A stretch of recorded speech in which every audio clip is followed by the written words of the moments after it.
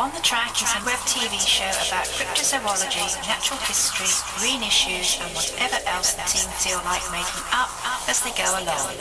Enjoy!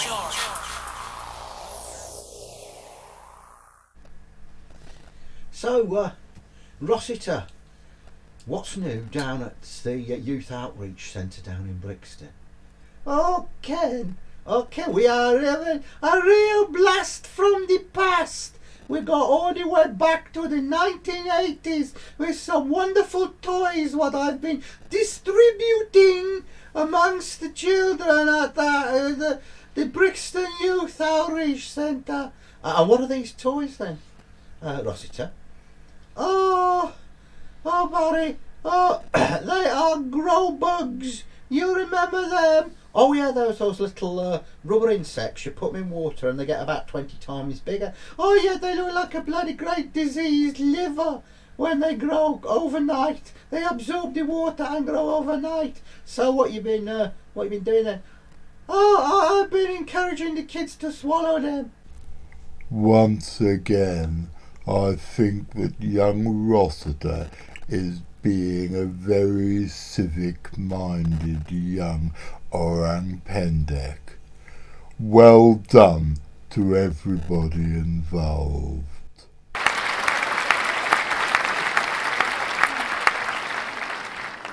I really like the old credits.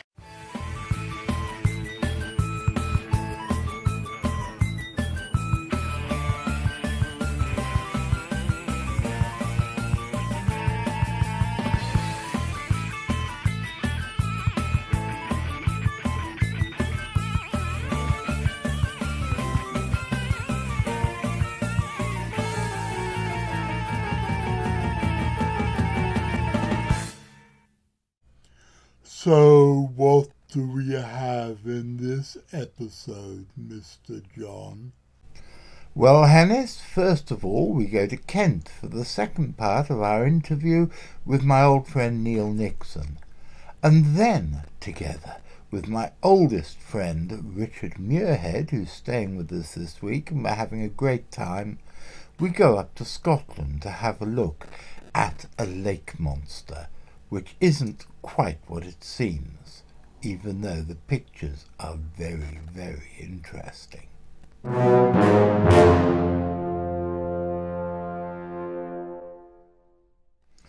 Good afternoon, ladies and gentlemen. My name's John Downs. I'm the director of the Centre for Fortean Zoology, and welcome to a new episode of On the Track.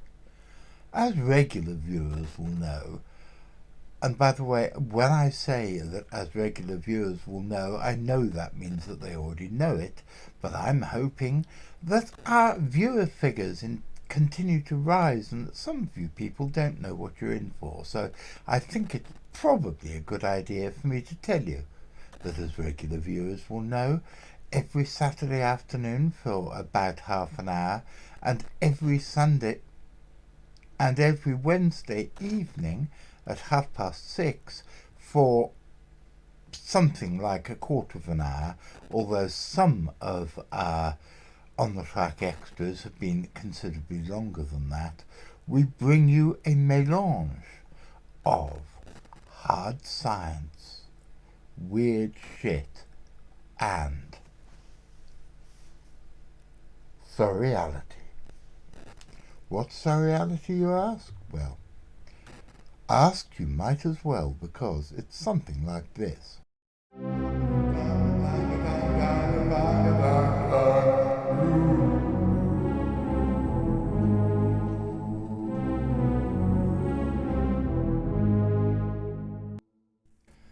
Regular viewers, at least those of you who don't have the attention span of a small brown newt, will remember that last Saturday we had a long chat with my old friend Neil Nixon about social science, Fortean phenomena and all points in between. Here's the second part. I think it's very interesting what you're saying about using a social science model to look at things that are inexplicable using mainstream science. Well, yes, but a couple of things to say about that. First of all, like a lot of people in this field, I think probably our leader, not that he's ever declared himself as such, is a guy called Ben Radford. If you're familiar with his work, Ben's one of the three central figures in the Squaring the Strange podcast, and he's the one who bangs on about media literacy and similar in terms of explaining how certain belief systems come about. So a bit like him, most of us who do this are quite informal in the sense that we've amassed enough knowledge in the area of social science and how you apply academic principles to this, that when we look at problems, we can do it. And this is going to, I don't quite know how to explain this, but I'm not in the business of turning up at conferences and studying everybody who's at the conference, but you can't help but do that. Yeah. So, you know, I'm whenever I'm in the room or whenever I'm in places where a bunch of people come together, it's kind of hardwired into me. In the same way that I assume that if a doctor shows up in a room full of strangers, he or she can very quickly make assumptions about the people in the room based on what they know. Yeah. So, you know, in that sense, I'm constantly aware of how people come into this business.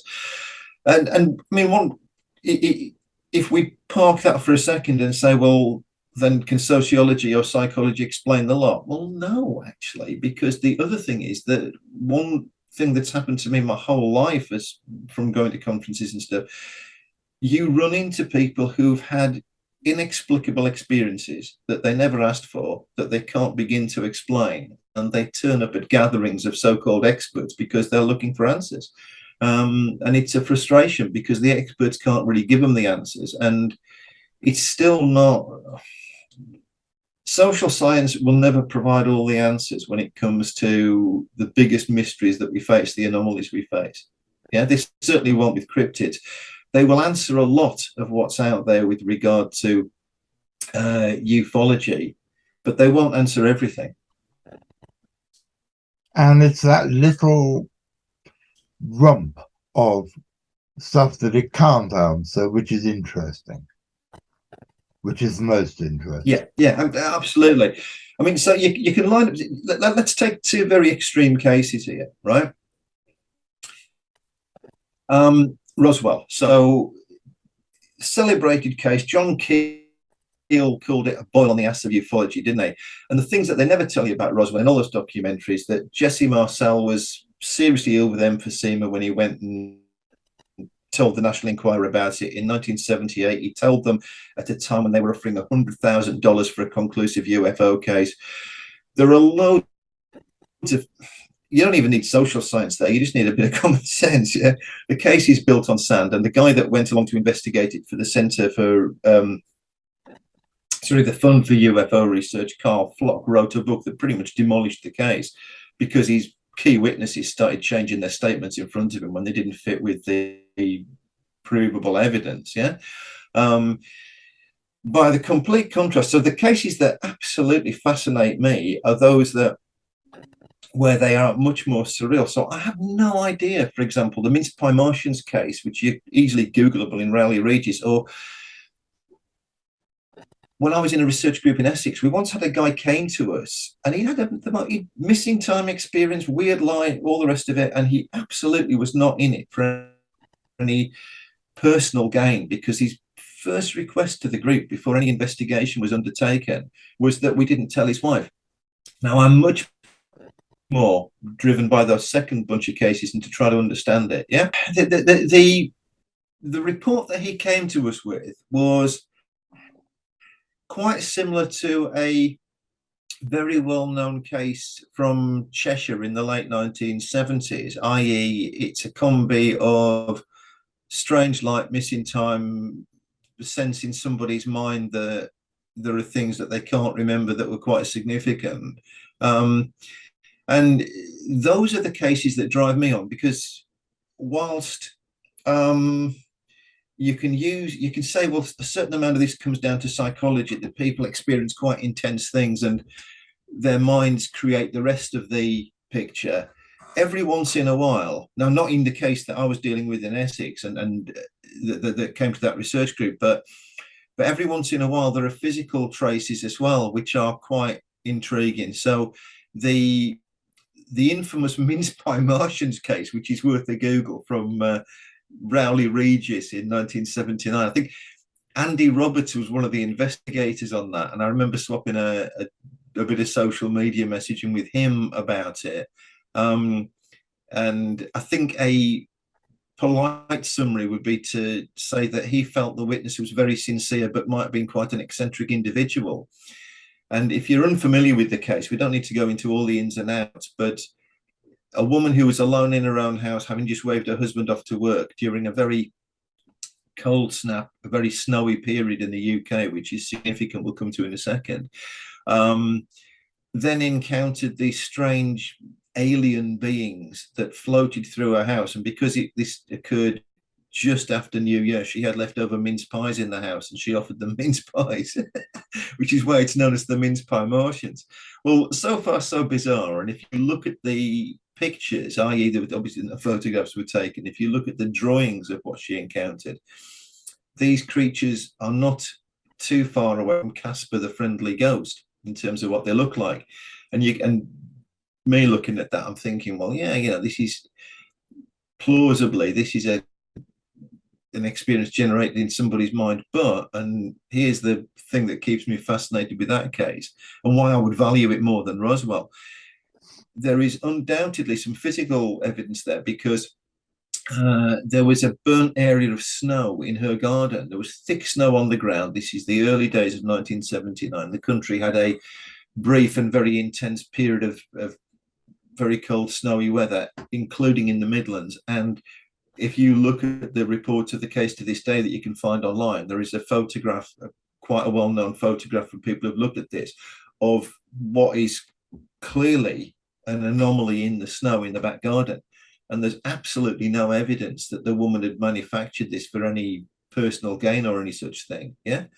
A truly fascinating case, and it stands up better than Roswell, because you can't disprove the key witness. There is some evidence there that stands up, and it's very, very hard to explain it in any rational way. And things like that. I mean, the first time I heard about that case, I remember being really kind of fascinated by the whole thing, and it hasn't gone away. And the best ideas that are going in there are still suppositional, and they're still, which is one reason why, same with your cryptids, I mean, you and I we're a few days apart in age, aren't we? And I don't know whether you'd agree with this, but I think the mysteries that most fascinate me will definitely outlast me. And I think that probably your cryptids will outlast you.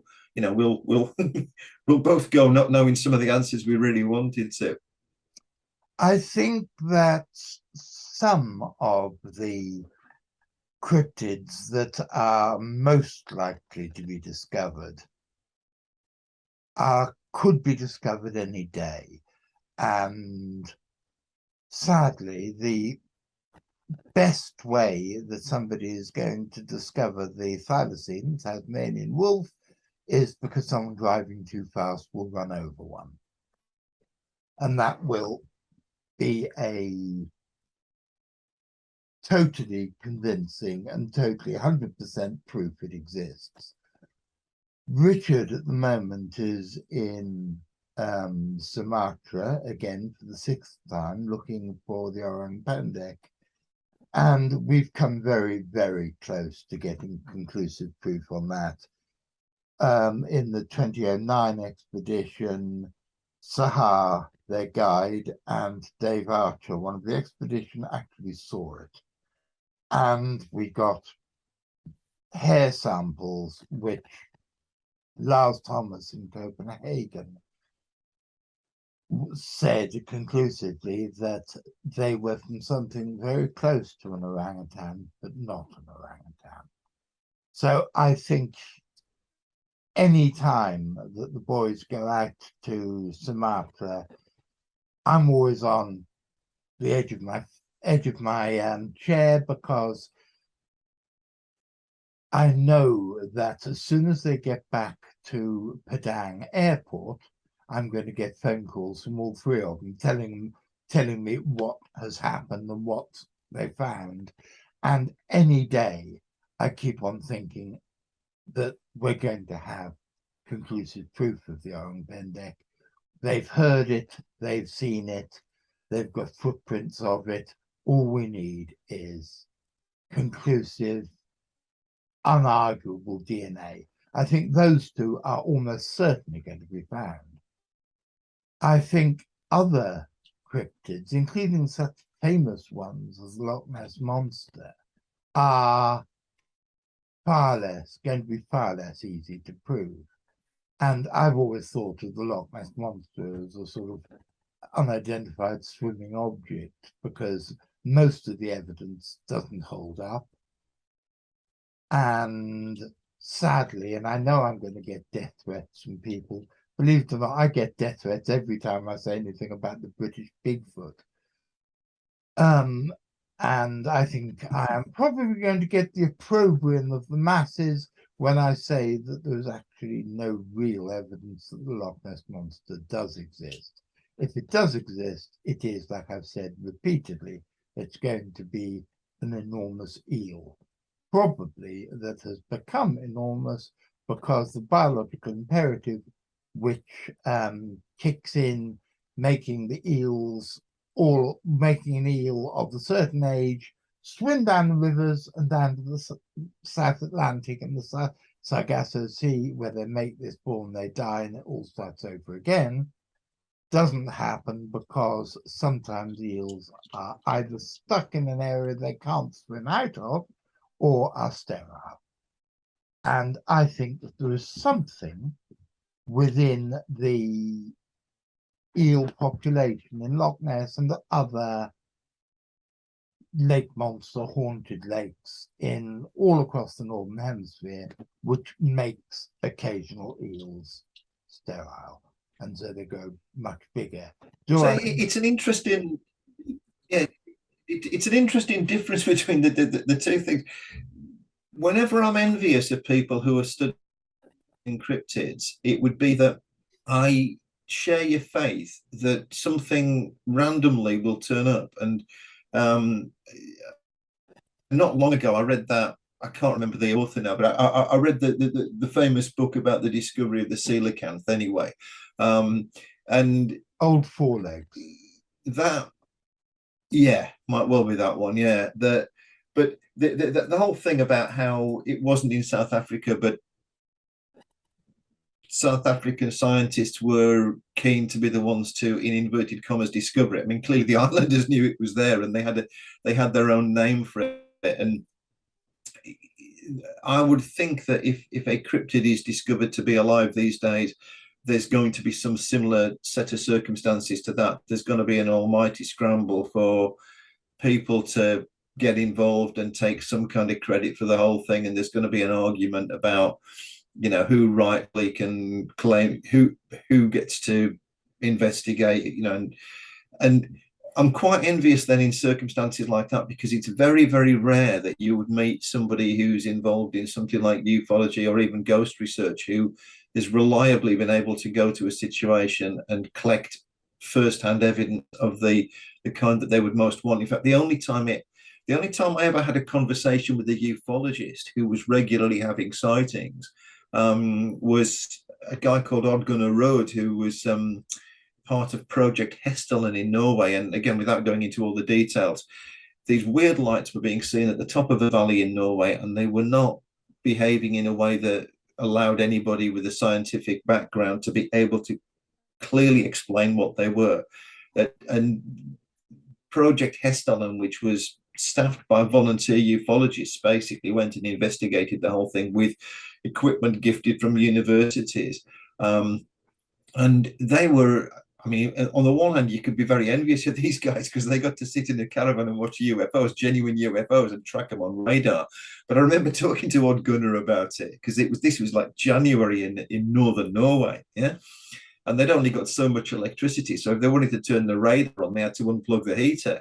And like, this is about 11 o'clock at night in January in Norway, and I sort of said to him, well, was it cold? And he just, he shrugged and said, oh, just don't ask, Now, on the one hand, there's a certain envy from people who have the more kind of armchair approach that I might have, where, you know, for all that Richard may be getting rained on, he may be sleeping in uncomfortable circumstances, he might be pulling the leeches off, but if he discovers something that's unknown to science, every single moment of that was more than worth it. Yeah.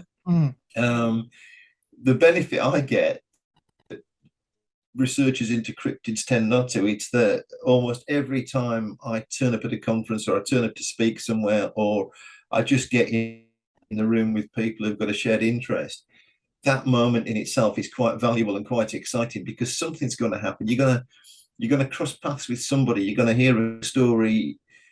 Something is going to twig that's just going to, you know, it's almost like you just throw yourself into a culture and the whole thing just grows organically.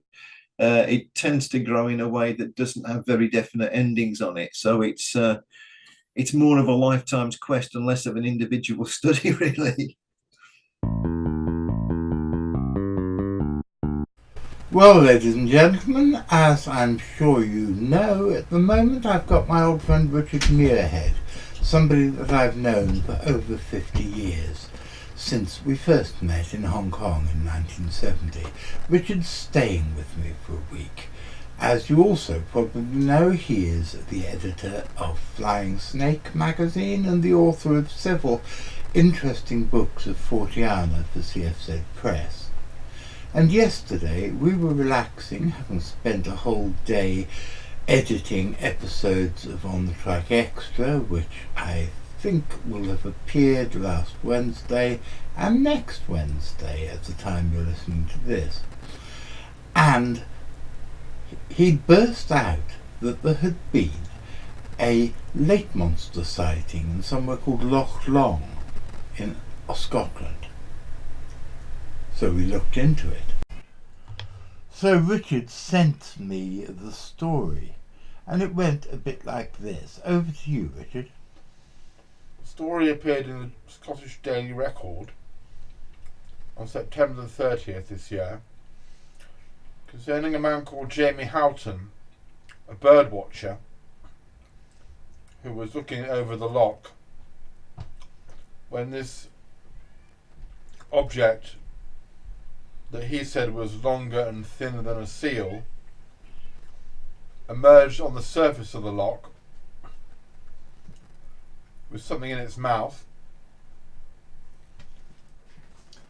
And he took at least 2 pictures, which I think I'm going to reproduce here for your delectation. So Richard and I were left with the idea of, what on earth could this be? It's something longer and thinner than a seal, and it's in a Scottish lake. So we did the first thing we do, and we went to Google Earth. And as you can see here, it's not a lake. Of course, the Scots have 2 uses for the word loch, and one of them is indeed for a freshwater lake, but others, called sea lochs, are for long, thin inlets of the sea. And even though sea lochs might be fresh water, the further away from the sea they get, they are still an inlet. And there is a world of difference between a mysterious animal being reported and photographed in a freshwater lake and the same thing being reported from an inlet of the sea. But it is still down to us to try to find out what it is. So, I ascertained that grey seals, at least, are found in the waters of Loch Long, and there may be there may be harbour seals there as well, I don't know, but grey seals at least are found there. But so are apparently a number of cetaceans. So I asked Richard if he could work out what the different species of the cetacean which have been reported are. So Richard, what have we got? I found on a website that the occasional pilot whale, porpoises and dolphins and sometimes even a humpback whale turn up in Loch Long? Well, first of all, we can, I think, disregard the humpback whale because it is a baleen whale that feeds off plankton, and this creature obviously has a fish in its mouth. Richard then found that another species of cetacean had been recorded from Loch Long, the northern bottlenose whale.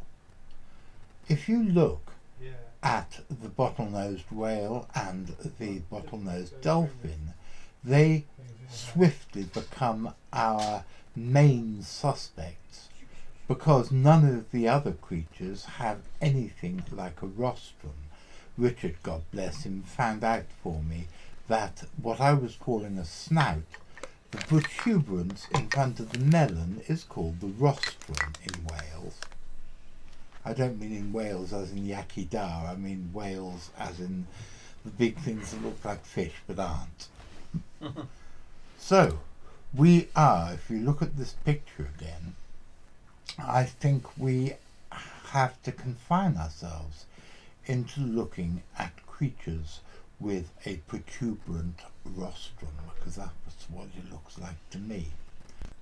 And of our two suspects, one is grey in colour and one is much darker. And although two of these creatures have rostrums, only one of them is grey. In fact, that's not quite true. Adult male bottlenose whales do have a partially grey rostrum, but bottlenose dolphins are far more common. And so, by a process of elimination, I think we can say that what we have here is a bottlenose dolphin catching a fish.